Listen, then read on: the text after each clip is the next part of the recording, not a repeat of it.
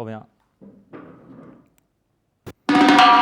Bonjour à tous, bienvenue chez Festoche. On va parler de festival, on va parler de l'industrie de la musique. Et aujourd'hui, on reçoit Paco qui travaille à Mediatone. Salut Paco. Salut. Pour démarrer, on va tout d'abord écouter le générique. Et le générique, c'est Paco qui l'a choisi. C'est l'invité qui choisit le générique chez Festoche. Et il a décidé de prendre Perceval. Perceval. Ouais. Le morceau Le morceau, c'est Castle Rave. Castle Rave Qui de va jouer au Perceval. Répercus cette année, ouais. Exactement.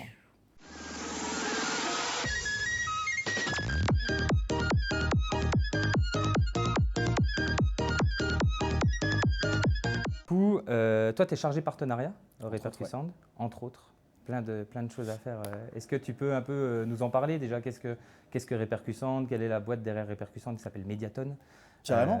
Un petit historique rapido. Ok. Exactement. Alors, Mediatone, c'est une asso qui existe depuis 1997 dans les pentes de Lyon. Premier arrondissement, une asso qui est organisatrice de concerts, de festivals. Maintenant, c'est plus de 100 concerts par an. On travaille sur 4 festivals. Alors, il y a le Répercus Sound, effectivement, qui est une prod 100% Mediatone. Ah ouais. Où on gère tout de A à Z. Et qui est un festival qui représente un peu tous les styles de musique électronique. C'est la 20e année, cette année. On travaille également sur le Plein Air Fest, qui est un projet porté par la mairie de Colombier-Saunieux, derrière l'aéroport de Saint-Exupéry, et qui fait appel à Mediatone pour la programmation et la communication, et également à BAM Productions à la technique. C'est un festival de métal, 2 jours, 2 scènes internationales, des super groupes. Cette année, on a eu Ultra Vomit, Glory Hammer, enfin voilà, je vais passer rapidement dessus.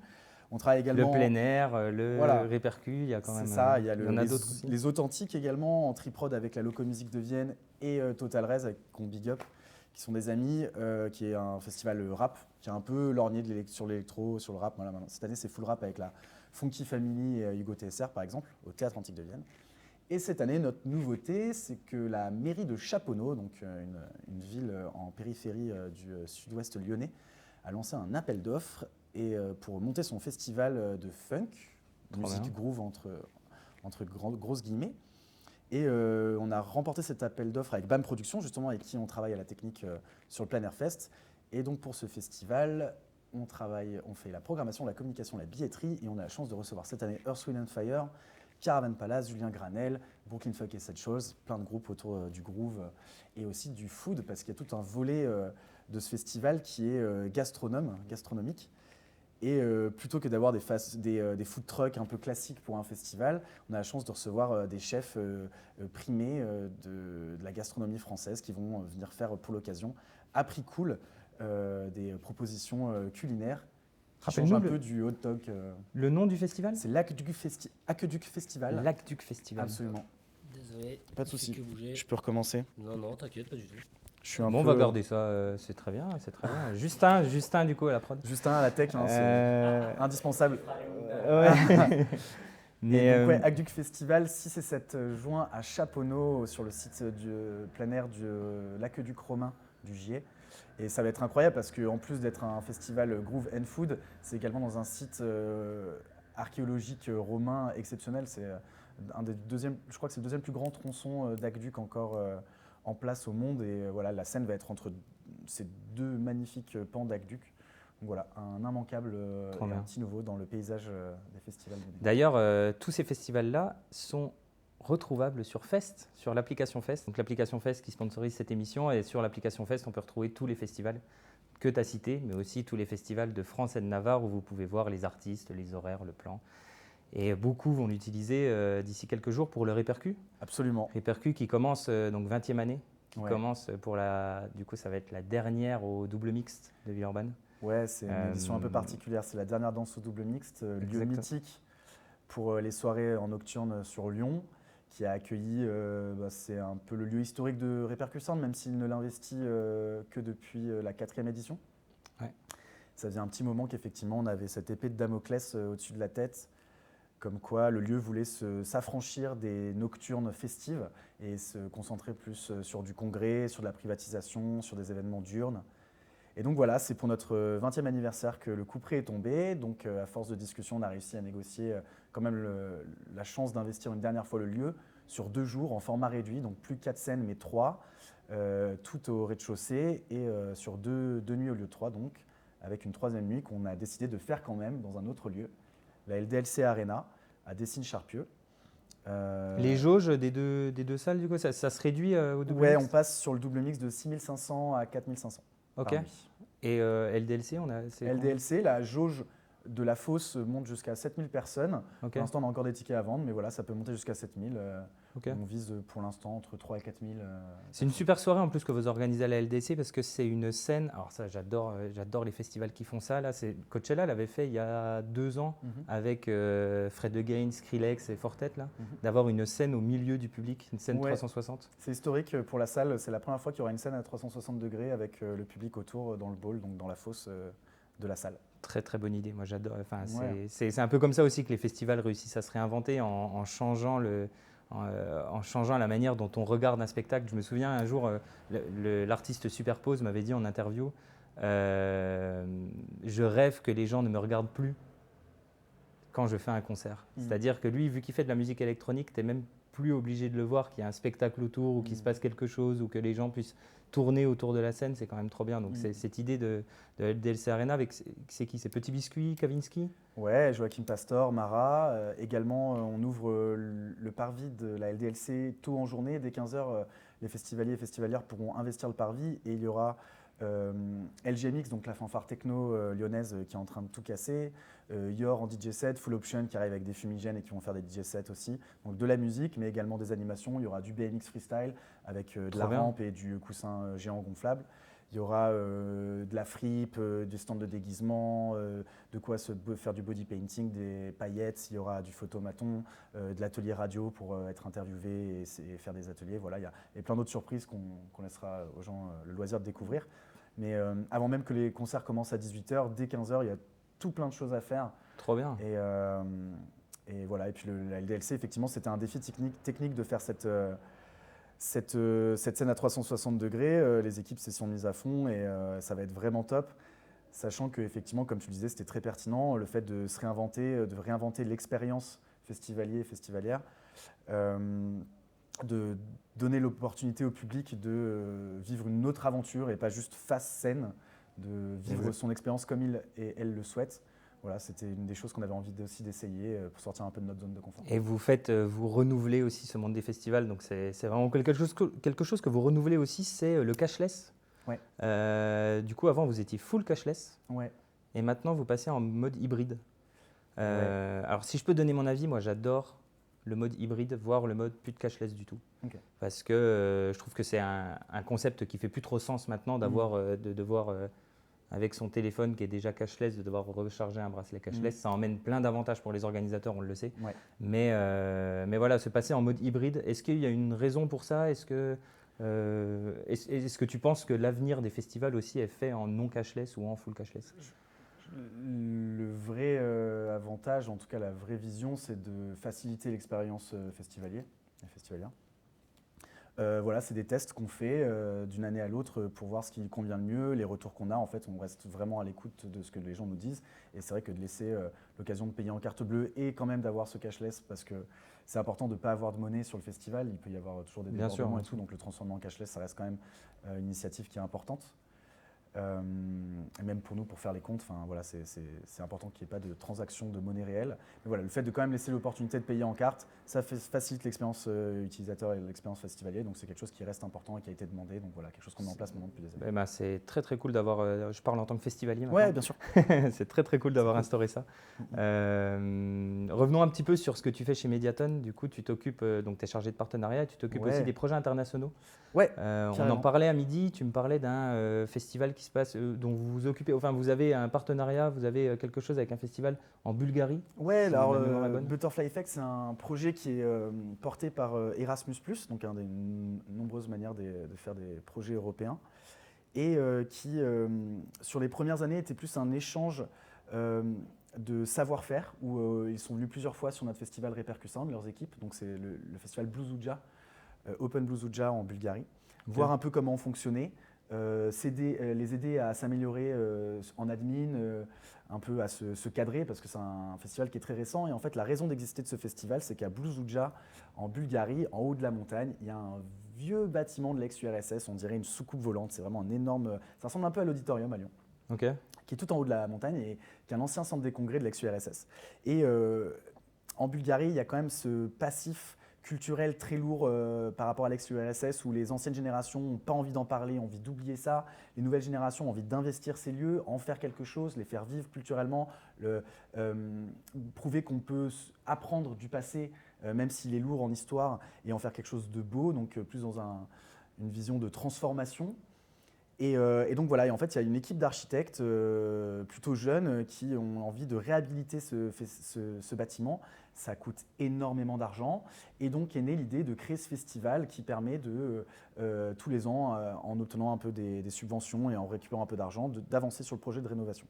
C'est un festival qui dure combien de temps? Il y a des C'est sur murales à 3 ce festival, non, enfin du mapping, c'est ça, non? Oui, c'est ça, c'est sur 3 Ouais. jours. Il y a des artistes qui viennent du monde entier pour faire du mapping sur cette soucoupe volante et c'est absolument incroyable. Je vous invite à aller le voir sur internet. Open Blue Zuja, ça peut-être qu'on pourra mettre un lien. On va mettre un Super. lien dans la description. Parce que c'est B-U-Z-L-U-Z. Enfin, On mettra un lien, peut-être même une vidéo. Et le mapping est tellement impressionnant, ils le font décoller le truc. Pour l'avoir vu, pour y être allé cet été, c'est vraiment très impressionnant. Et donc voilà, l'idée c'était un peu de les aider à s'améliorer, parce que c'est un festival qui est assez neuf, en admin, à voir un petit peu où étaient les failles. Et nous aussi, le fait d'y aller, voir un peu comment on peut investir de nouveaux lieux, voir aussi, il y a toujours à apprendre, hein, même des plus petits.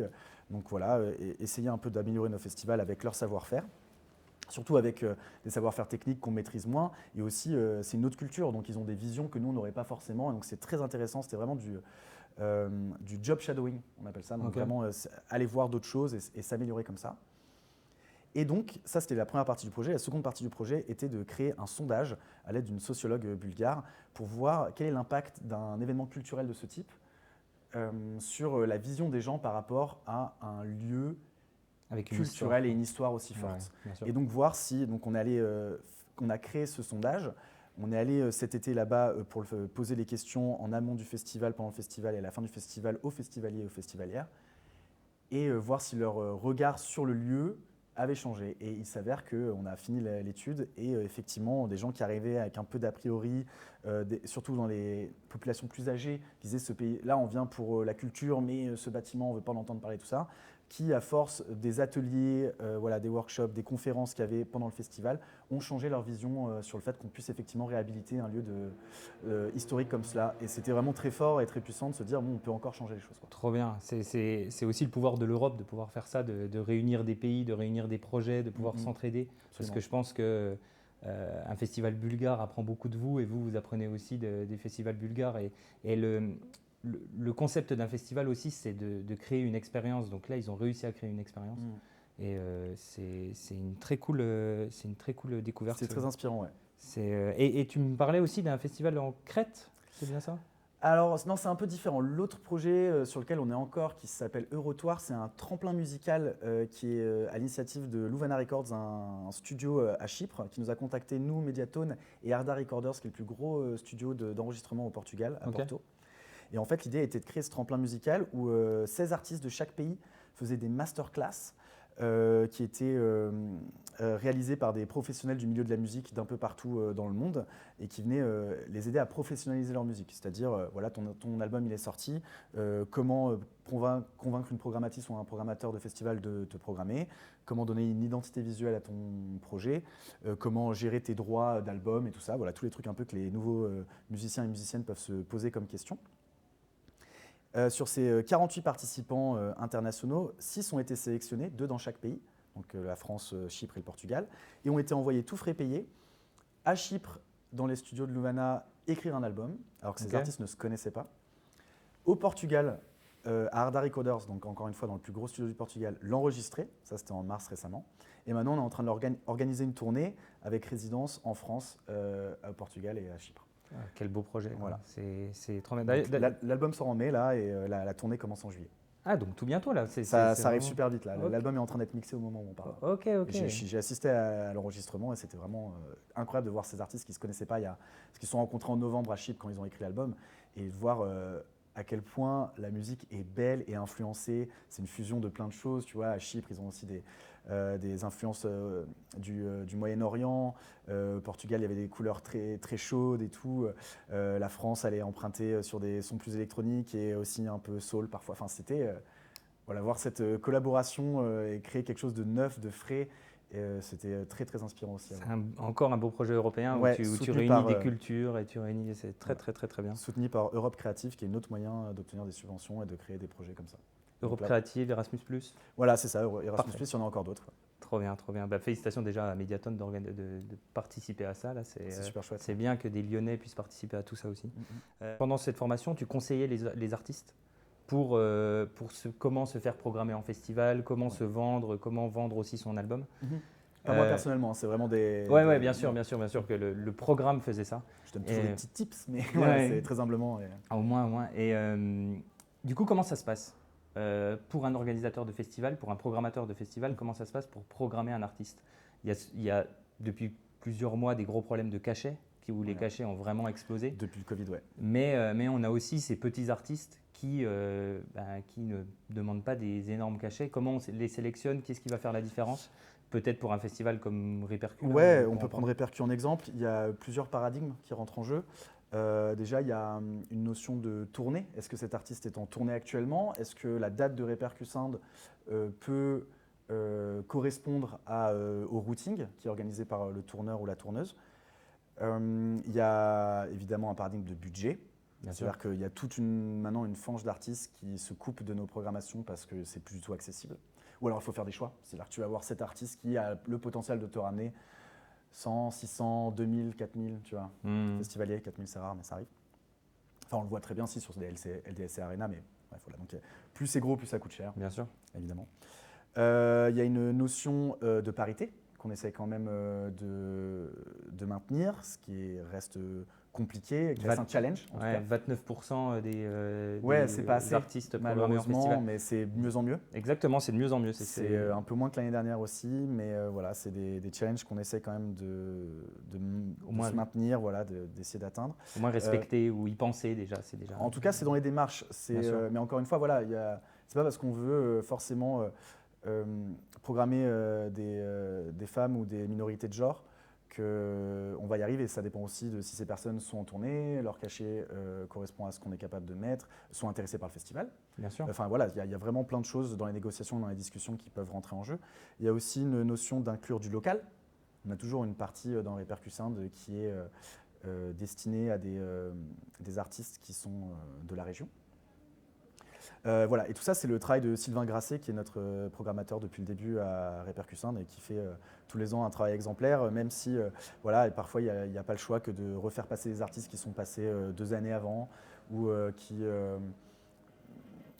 ont peut-être moins de visibilité maintenant. Enfin voilà, il faut jongler entre avec toutes ces choses et c'est vraiment un travail qui est extrêmement difficile. Et en plus, vous avez une ligne éditoriale un petit peu de Repercu. Par scène, qui est, Voilà, il y a toujours une scène qui est plutôt branchée hard music, une scène qui un soir va être acide, le soir d'après qui va être dub to trance, la main stage qui mélange plein de styles mais qui garde quand même cette volonté d'afficher des artistes qui sont plus main event, qui ont plus bankable entre guillemets, qui vont encourager les gens à venir.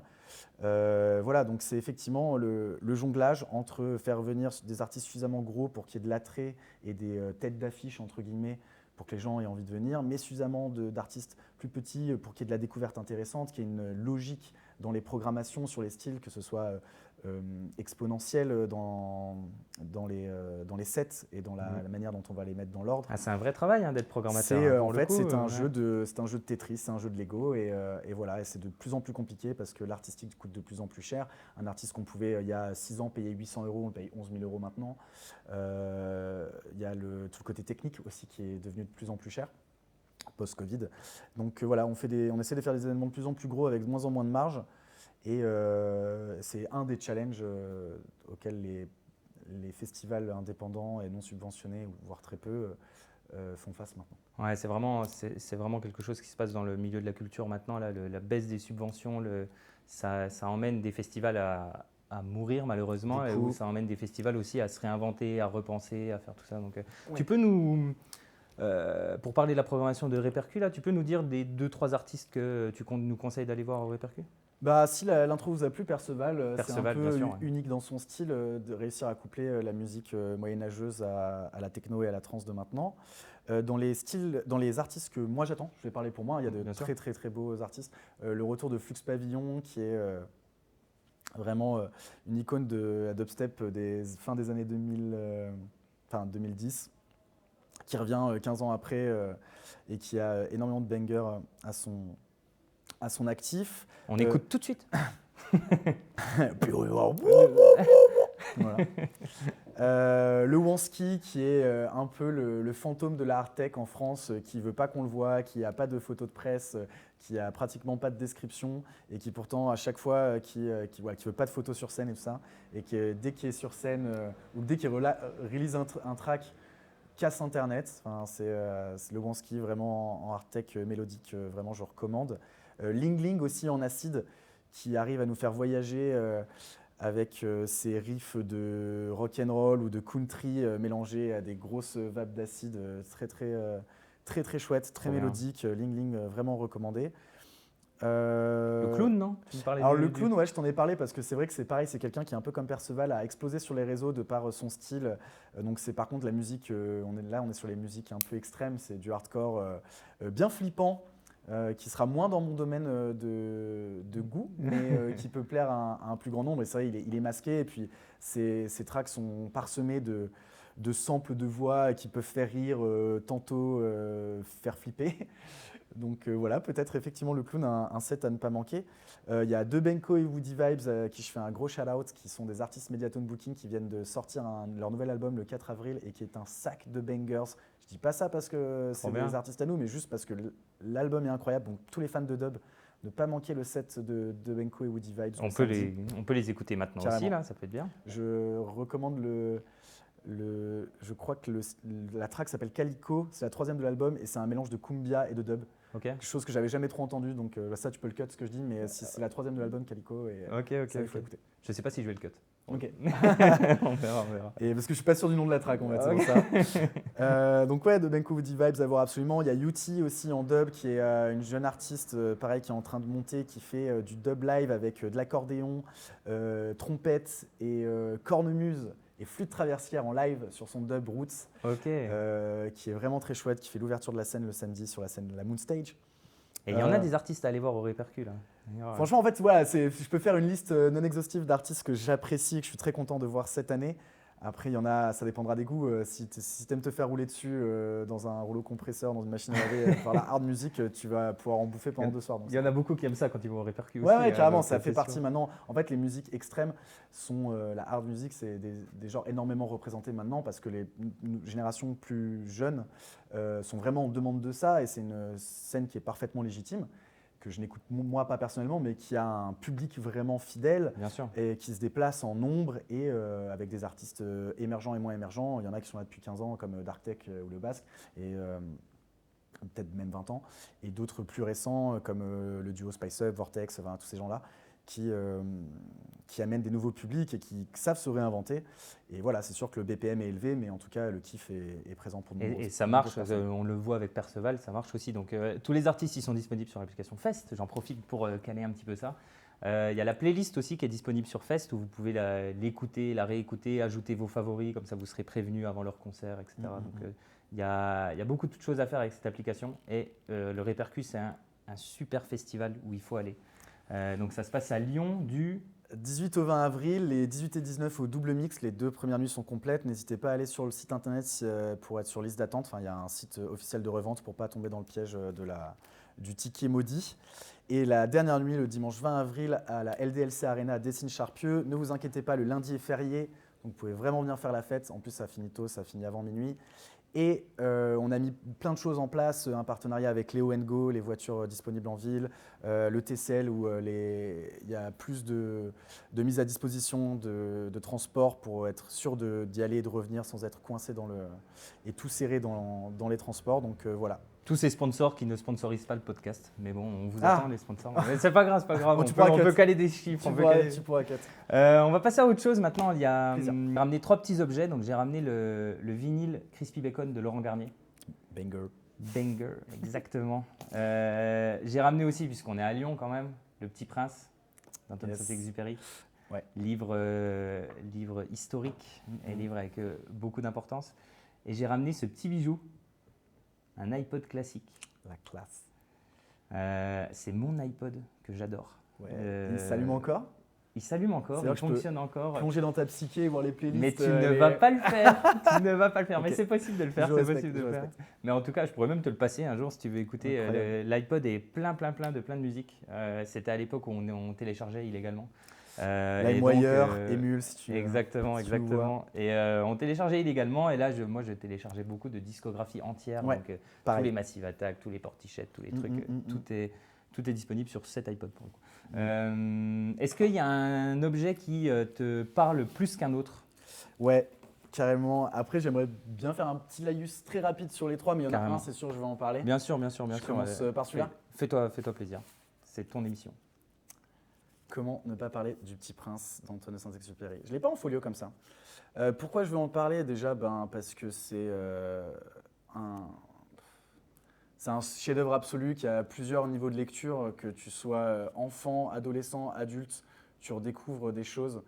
À chaque lecture, les morales sont magnifiques. Je ne parle même pas du nombre de punchlines qui restent gravées dans la tête, mais que je ne citerai pas. Comme ça, si vous ne l'avez jamais lu, ça vaut vraiment le coup d'aller le lire. Il se mange en quelques heures à peine. Enfin, vraiment, ça se lit très bien. Ça se lit très vite. Les illustrations sont du grand Antoine de Saint-Exupéry lui-même.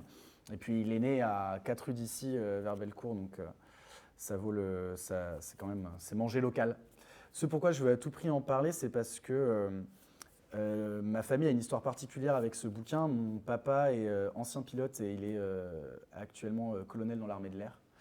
Alors quand on voit ma gueule, on ne se dit pas que j'ai un papa militaire, mais c'est le cas. Et un de ses meilleurs amis est Hervé de Saint-Exupéry, descendant direct d'Antoine de Saint-Exupéry. Donc on est proche de la famille. Incroyable. Et ce qu'il faut savoir sur ce bouquin, c'est que c'est le deuxième livre le plus traduit dans le monde après les livres saints, donc Bible, Coran et Torah. Et donc on le trouve un peu partout. Et le gros délire qu'on a avec ma famille, c'est que dès qu'on voyage, dès qu'on va quelque part, c'est de le ramener dans la langue du pays où on est. Donc là, j'étais au Portugal pour Eurotour, le projet dont on parlait tout à l'heure, j'ai ramené El Principinho. Okay. Et donc du coup, et là on l'a parce que nous on le ramène en voyage, mais les gens se sont mis à nous le ramener aussi quand ils voyagent. Donc là, on l'a en plus de 80 versions, je crois, à la maison.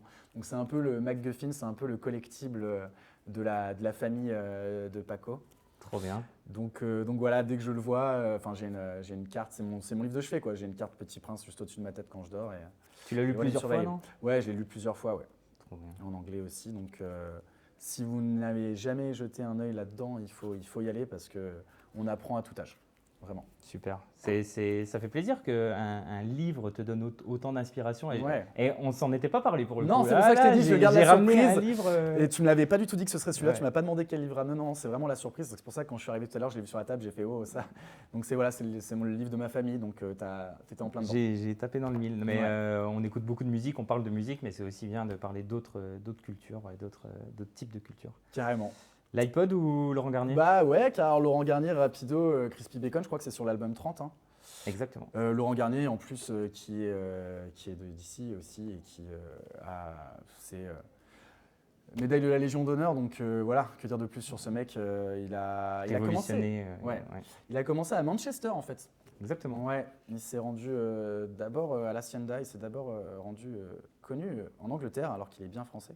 Il y a un livre super intéressant sur l'histoire de Laurent Garnier que j'aurais pu ramener aussi. Mais il y a même un film, je crois, qui est sorti. Et il y a un film aussi, Off the Record, qui est incroyable sur l'histoire de Laurent Garnier. Et oui, il a commencé à Manchester, mais par hasard, c'était avec des cassettes qu'il a distribuées à des gens. Et après, la cassette a fait son chemin et il a été programmé pendant qu'il avait un travail de serveur. Donc il faisait ça la nuit et après il dormait pas, il allait direct faire du service. Je crois qu'il était à l'ambassade, moi. Non, il a commencé en tant que serveur. Je pensais qu'il avait commencé à l'ambassade française. Il est peut-être serveur à l'ambassade.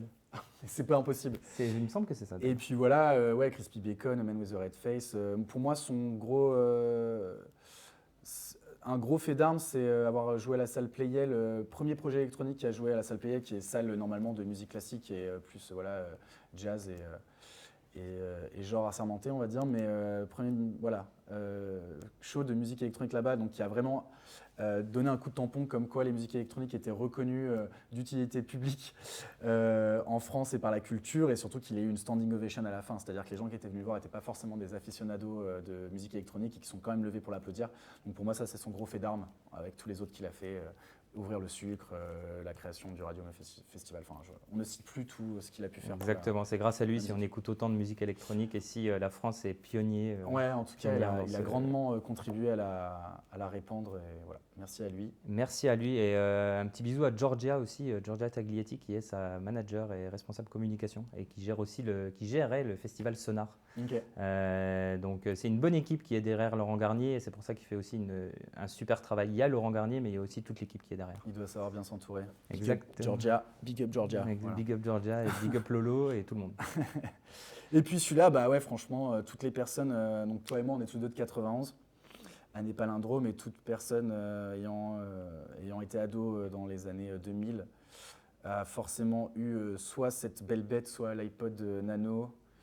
Mini, moi je l'ai pas eu le mini, mais voilà, c'est magnifique. Le classique. Ouais, ça c'est le classique où effectivement on passait des heures sur iTunes à trier à trouver les noms d'artistes, les noms d'albums, les noms de tracks, que moi je pétais un plomb quand j'avais track 4 artistes. Ouais, non, ça allait pas. Ou que c'était mal ordonné dans l'album. Ouais, j'allais même, mais quel temps fou quand tu penses aller passer des heures sur Google pour aller trouver la photo de l'album et la foutre sur iTunes pour avoir un bel iPod bien rangé. C'était une fierté d'avoir un truc. Et ouais, effectivement, c'était aussi le temps du piratage avec LimeWire et Emule où tu pouvais passer 16 jours à télécharger Spider-Man et tomber sur un porno dégueulasse. Que tu gardais ou pas, mais voilà, ça c'est quand même, c'est fou, hein, maintenant on n'y pense plus, mais Spotify, Deezer, Tidal, en fait, a tout trié pour toi, et les gens connaîtront jamais, les plus jeunes en tout cas, ce délire de passer des heures à ranger tous tes dossiers de musique pour pouvoir les foutre là-dessus et que ce soit tout bien propre, et au final, voilà, on était limité par l'espace, et maintenant avec Internet, on a toute la musique dans une poche, donc voilà, ça c'est un vestige que les plus jeunes je ne sais même pas s'ils savent ce que ça existe. Je parle vraiment des plus jeunes. Alors en fait, moi j'ai 3 petits-neveux à qui je fais un gros bisou, Charles-Paul Léon. Bisous Charles-Paul Léon. Bisous Charles-Paul Léon. Et en fait, quand tu es petit, pour leur faire partager de la musique, c'est pas évident. Parce que quand tu n'as pas de téléphone, aujourd'hui, pour faire partager de la musique à un enfant, c'est pas évident. Donc je leur ai tous acheté un iPod. Okay. Ils ont tous un iPod, je leur ai blindé l'iPod, et au moins ils écoutent la musique c'est brillant. Choisie par tonton. C'est brillant, mais c'est comme ça. Je comprends très bien. Bon, j'ai un grand frère qui a 15 ans de plus que moi, et qui, donc là c'était encore l'époque des CD gravés. Il me faisait des compiles, les compiles où on pouvait encore mettre 16-17 albums dessus. Et il m'avait mis du Linkin Park, du System of a Down, du Sum 41, du Deftones, Blink 182 et tout. Ce qui a forgé aussi, pour ça je faisais j'en fais toujours, mais du skateboard, et aller au skatepark en écoutant ça à fond dans les oreilles, et ça a Rage Against the Machine et tout, ça a complètement coloré ma vision de la musique, et puis même si elle a évolué depuis, en tout cas c'est avec ses premières… Donc c'est important, effectivement, c'est pour ça que je dis ça, c'est que ce que tu as fait pour tes neveux, je trouve ça super important. C'est super important, et maintenant que tout est tourné autour des datas, on ne peut plus partager à un enfant qui n'a pas soit d'ordinateur, soit de téléphone, quoi. Ça a changé aussi quelque chose, le fait de ne plus avoir d'iPhone, de ne plus avoir d'iPod, c'est que ça a changé notre manière d'écouter de la musique. Ouais. En gros, maintenant, on écoute de la musique, mais il va y avoir un morceau qui va sortir et on ne va pas forcément écouter tout l'album. C'est dommage. Hein. C'est dommage. C'est vraiment dommage. Même encore avant, il y avait le vinyle où on mettait la première piste du vinyle et on allait le retourner une fois que la face était passée. Mais maintenant, on écoute presque morceau par morceau. C'est-à-dire que si tu me parles il y a Vald qui a sorti un album récemment, je connais que le morceau le plus connu. Ouais. C'est-à-dire que j'ai pas pris le temps d'écouter tout l'album, alors qu'avec ça, on était obligé d'écouter tout l'album parce qu'on changeait ça. Ce qui est vraiment déplorable à mon sens, alors parce que je suis vraiment un gros aficionado du CD, j'ai même acheté ma bagnole en fonction du lecteur CD. Je voulais qu'elle ait un lecteur CD parce que c'est vraiment un moment où justement j'écoute des galettes et je prends le temps.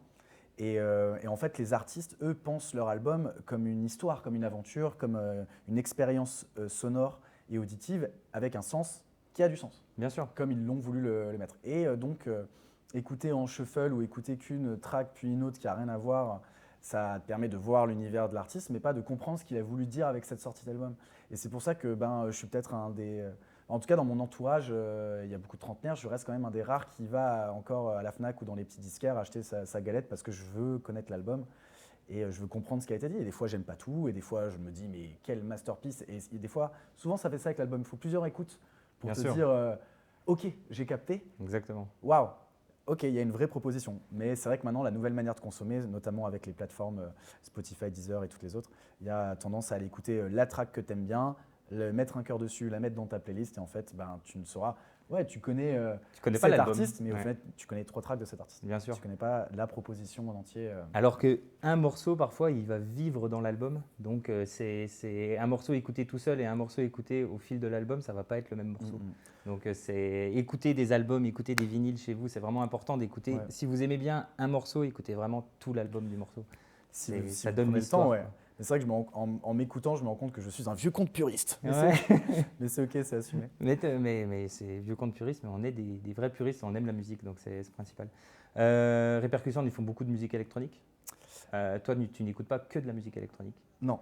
Est-ce que tu peux un peu nous parler peut-être des dernières découvertes que tu as eues ou des morceaux qui ont forgé ta vie?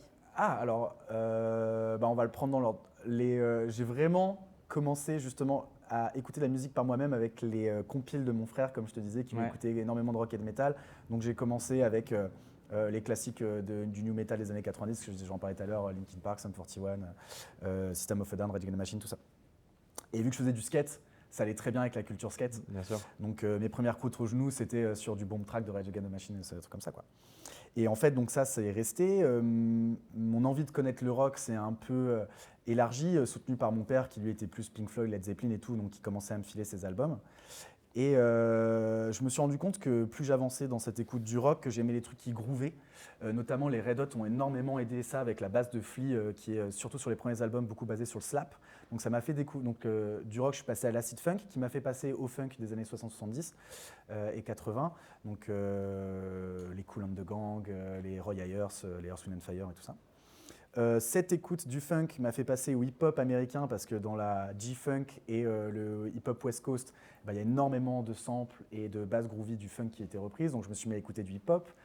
Ce hip-hop m'a fait passer de la côte ouest à la côte est. À la côte est est venu des sons plus électroniques, très vite avec les Beastie Boys et les trucs comme ça. Et donc ça m'a fait découvrir l'électro. Et en fait, tout est devenu de manière très logique. Et donc l'électro est à diguer, et de là, en plus avec toujours en écoutant du hip-hop, donc je me suis beaucoup mis à écouter du trip-hop. Et cet électro, en m'étant arrivé aussi sur une période de ma vie où j'ai commencé à beaucoup voyager, à découvrir des nouvelles, à m'intéresser en tout cas à des nouvelles sonorités que j'avais déjà entendues avant, mais là à m'y intéresser, donc des sonorités plus asiatiques, plus du Moyen-Orient, plus arabiques, et enfin arabe pardon. Et du coup, je me suis mis à écouter beaucoup de musique fusion électronique avec des sonorités un peu ethniques, tribales et tout ça, quoi. Et donc en fait, voilà, c'est marrant de se voir que les deux trucs que j'écoute le plus sont le punk rock avec lequel j'ai commencé, qui est ma Madeleine de Proust, et maintenant la musique ethnique électronique qui sont vraiment à l'opposé sur le spectre. Mais il y a toute une histoire entre les deux, qui est logique en fait. Ah, c'est compliqué de répondre à la question t'écoutes quoi comme musique? Ouais, C'est plus facile de dire ce que j'écoute pas. Ouais, Ouais. exactement. Quand on te pose cette question, tu es là, ça dépend de l'heure qu'il est, ça Ouais. dépend du jour, ça Bien dépend sûr. de la température, ça va dépendre Carrément. de beaucoup de choses là. Donc Carrément. c'est bien. Et là, tes dernières nouveautés là, tu nous parlais de cet album d'un groupe qui est sorti dans Mediaton. Ouais, de Benko Woody Vibes, allez écouter Crête et Moustache, allez écouter absolument. Est-ce qu'il y a une dernière release qui est sortie que tu voudrais partager là? Alors, sur cet album, on parlait de Calico tout à l'heure, mais en fait, allez écouter vraiment l'album parce que pareil, il a été pensé comme une histoire. Trop bien. Il sort sur Underground Prod, enfin ODG Prod, qui est le label de Underground, qui a aussi sorti un album là récemment, je crois, en février, qui est une tuerie absolue. Enfin, faut aimer le dub, hein, mais voilà, c'est vraiment, il est trop beau. Cet album, il a vraiment des sonorités de partout. Ça va essayer des nouvelles choses en fait dans le dub électronique que je recommande. Et juste avant ça, Underground avait sorti un album de remix avec justement de Benko, mais aussi plein de gens du milieu qui est, allez écouter, c'est sublime. Ça, c'est pour les aficionados de rock. J'aimerais faire un gros big up à Toera, qui est une artiste rappeuse lyonnaise. J'ai un méchant flow, j'avoue, mais je me rappelle que personne aime ce qu'il est. M'écris pas des chansons d'amour. Je me dis je t'aime à travers toi. Je t'aime pas mais j'aime que t'aimes être avec moi. Qui a Ok. un style bien à elle que j'ai découvert en fait le rap un peu récent et c'est pas du tout mon univers mais on l'a fait passer en première partie de 34 Murphy la semaine dernière à la Marquise et en faisant le communiqué de presse sur le concert pour l'envoyer à la presse et tout, je me mets à écouter un peu ce qu'elle fait parce qu'elle a un univers ultra dark, très particulier, un peu inquiétant et à la fois intriguant. Donc j'écoute ce qu'elle fait et je me dis putain, wow, ça claque, elle a un flow de ouf. Elle est très assumée dans l'ego trip. Voilà, elle a des paroles qui, je pense, peuvent parler beaucoup aux nouvelles générations, qui sont en quête d'identité, mais qui à la fois rejettent plein de valeurs à l'ancienne, donc très moderne. Et donc voilà, j'étais un peu embarqué par son truc. J'ai eu la chance de la rencontrer après son concert et c'est en plus de ça, ça a l'air d'être une super personne. Et donc voilà, un gros big up pour Toera qui a sorti récemment son deuxième EP Petite Conne Volume 2. Trop bien. Donc allez diguer ça. J'ai poncé aussi l'EP de Asa Trio. Alors franchement, je fais le grand écart hein, quand je dis que c'est éclectique. Ouais, mais moi, c'est ce qu'on a dit. On a commencé par ça aussi. Asa Trio, qui est un trio de polyphonie traditionnelle, 3 meufs qui vont chercher des sons dans leur voyage et qui ont appris des chansons grecques, lettonnes, bulgares, occitanes, provençales, corses et qui font de la polyphonie magnifique, rythmique. Donc elles viennent de sortir leur EP qui a été enregistré dans une grotte. Donc en plus de ça, pendant qu'elles chantent, on entend les gouttes d'eau tomber derrière. Il y a cette espèce de réverb naturel et cette profondeur. Mais surtout, si vous pouvez aller les voir en live, c'est des frissons.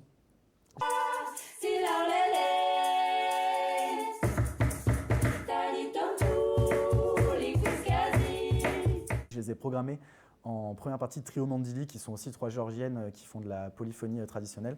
Et voilà, le public a encore plus préféré Asa Trio que Trio Mandili, quoi, qui était la tête d'affiche. Donc gros big up à ces filles, allez écouter un peu de la polyphonie trad, ça change. Quel plaisir d'entendre des artistes qu'on ne connaît pas. Ouais. Enfin, ça va faire plein de découvertes, Ouais, plein en de choses plus, à écouter. Ouais, là c'est de l'émergence. Donc alors de Benko et Woody un peu moins, mais ODG encore moins, mais Toera et Asa Trio, voilà, c'est de l'émergence que je recommande chaudement.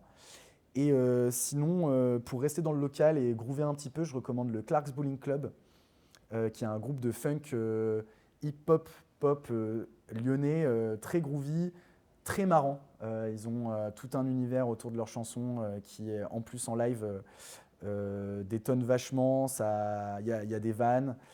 Alright, let's do it one more time together. Are you ready right now?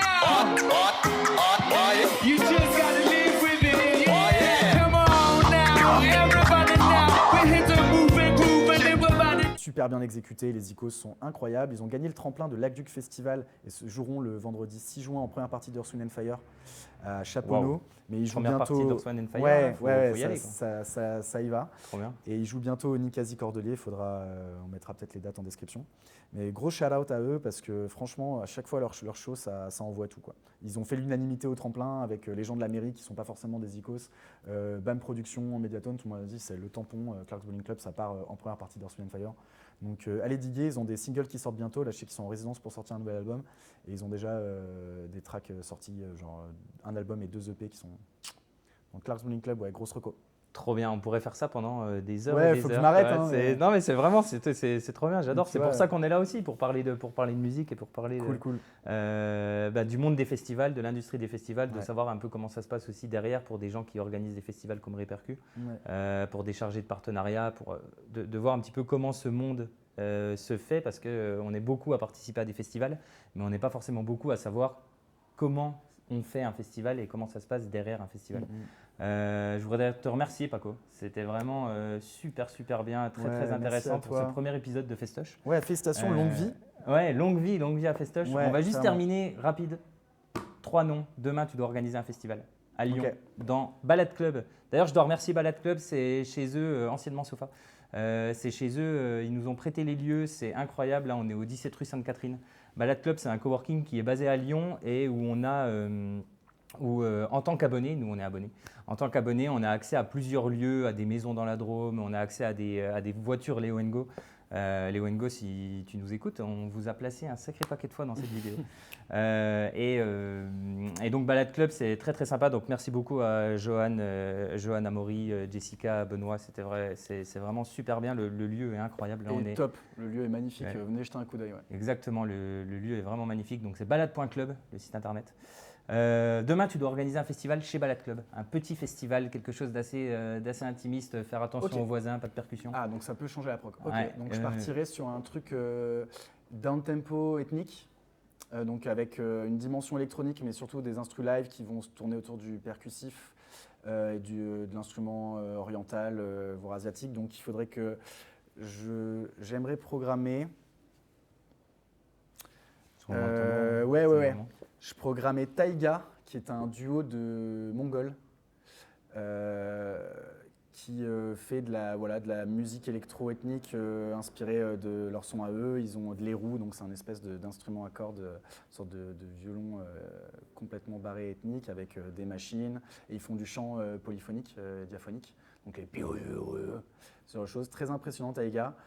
Tu fais très bien l'instrument. en tout Ah, cas. merci. Je programmerai. Tu penses qu'on peut sonoriser une batterie aussi? C'est compliqué. Ah, c'est faisable, c'est Allez. faisable. Allez. Je programmerai Pour Regal Trip. Regal Trip, c'est un peu les descendants de Highlight Tribe et La Petite Fumée en Natural Trance. Donc le projet, c'est batterie, didgeridoo, basse et percus. Où la batterie et les percus, c'est des tueurs et ils se répondent. Et il y a tout ce truc-là, donc c'est sans parole, mais c'est tellement dansant. Et pour les avoir découverts en live, je ne les connaissais pas du tout. Je ne m'y attendais pas. Je pensais aller sur une autre scène. Je suis resté scotché jusqu'à la fin. J'étais en sueur, mais en une flaque d'eau. Trop bien. Vraiment. Donc ouais, Regal Trip. Et un troisième pour terminer cette prog, je pense. Un troisième qu'on connaît? Non, Ah. je rigole. Non, si, pas ouais, du tout, ça- pas du tout. Mais Non, non. justement, je vais chercher un peu la découverte. D'ailleurs, je pensais, ce qu'on va faire, c'est on va créer la playlist de Paco. Au moins, Ah, les avec gens plaisir. ils pourront écouter. Tu nous as droppé tellement de morceaux, Ouais. d'artistes. Ça peut être intéressant d'avoir Eh cette ben, liste. trop bien. Et ben, sinon, j'irai programmer Cosmite. Cosmite Toujours aussi, pas. ouais, Raté. qui est aussi alors, ils peuvent tourner en duo. Le cœur du projet sont 2, mais ils peuvent être très vite 3, 4, voire plus selon les copains qu'ils invitent. Leurs copains, hein, je ne connais pas forcément. Mais en tout cas, voilà, c'est Zomban au clavier. Il a 8000 claviers, c'est absolument fou, et machine. Clément au hangpan et à la voix, et peut se rajouter d'autres instruments, dont de la flûte traversière, et tous leurs shows sont pensés comme une aventure cosmique. Trop bien. Donc à la fois électronique, mais à la fois très live, avec des sonorités qui nous viennent tout droit du turfu et de confins bien derrière Saturne. Donc voilà, Cosmite, allez diguer aussi, c'est signé chez Adra, je crois, Adra Altervision. C'est lyonnais aussi Non, je crois que ça habite entre Grenoble et le sud, et l'origine, je crois que c'est sud-ouest, je suis pas certain. Ok. J'ai pas envie de raconter de bêtises, mais en tout cas, gros big up à eux, à leur musique, et en plus ça monte, là ils sont en tournée chinoise, je crois. Ok. Donc voilà, Super. ce serait mes 3 recos pour une petite live session ici. Bon, bah maintenant, il faut qu'on fasse la live session, c'est l'objectif. Merci encore, Paco, c'était super intéressant. C'est la fin du premier épisode. J'espère qu'il y en aura un deuxième, j'espère qu'il y en aura un troisième, j'espère qu'il y en aura énormément. Je le souhaite. Je remercie encore une fois Balade Club, je remercie aussi Fest, l'application Fest qui nous aide à organiser tout ça. Et à bientôt. Ouais. Merci à toi, vraiment, merci à tout le monde, et que des bangers. Bien joué, Là-dessus. mec.